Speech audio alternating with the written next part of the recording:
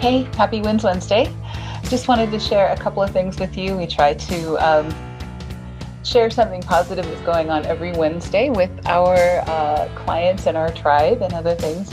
And just wanted to share with you a few of the things that we've been doing as well. So at the beginning of every year, we do a planning calendar. And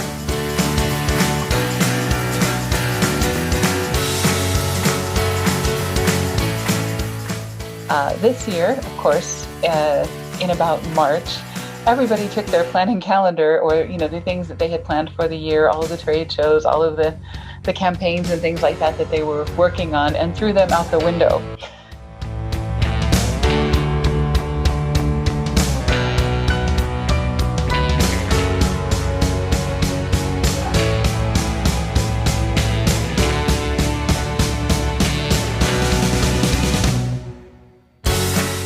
So that kind of begs the question, should I be putting a lot of time and energy into planning because we don't know what's going to happen in 2021?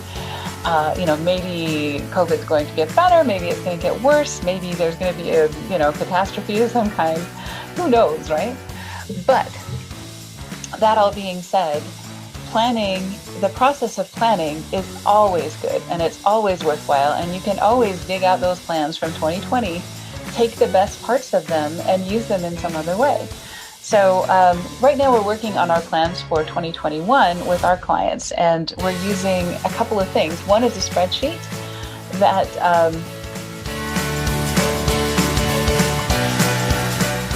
has a bunch of different pages in it, and we're using that to track a lot of the things that we need to track for marketing. And in the past, we've used Infusionsoft, we've used SharpSpring, we've used Salesforce, we've used a lot of different tools for this type of thing. We also use Basecamp for some of our planning as well. But one thing that I found is the more complicated the tool, often the more it kind of leads you by the nose. And planning is really meant to be as simple as possible so that you can always use it in a different tool, or copy and paste it into something else, or share it with someone who maybe is not on the same platform.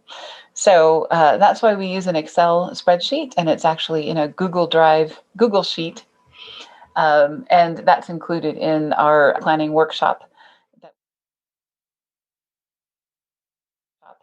that we put together. So, if you're one of our clients or students, you are very welcome to download that and walk through that as well. Another thing that we're doing is we're sending out this 12-month digital marketing planner. And this was actually built by somebody who was in, weirdly, Veterinary Marketing Podcast. Brandon Brashear is the host of the Veterinary Marketing Podcast, but I am not above stealing material when we find good material from another source. And this is really just a bunch of blanks. So when you read the reviews for this, it says, this is, just basically a bunch of forms. But what I like about it is the fact that you get to make of this what you will. And, there are some really good prompts in here about capturing this year's stats versus last year's stats for all of your social media, capturing your goals for next year, outlining your digital marketing assets, what you have versus what you need, really doing some offline. And sometimes when you get mucking around on your computer, you find yourself doing rather than planning. And what this does is it forces you to sit down at a table with a pen and go through thinking about your digital marketing in a way that is really going to be helpful to you. So lots of really good resources in here. Campaign trackers, headline outlines and things like that. So, some really good prompts and other things. And I'm hoping that our clients will really enjoy that. And in the meantime, planning is definitely worth it. Even if you throw the plans away, you're going to use them at some point in the future.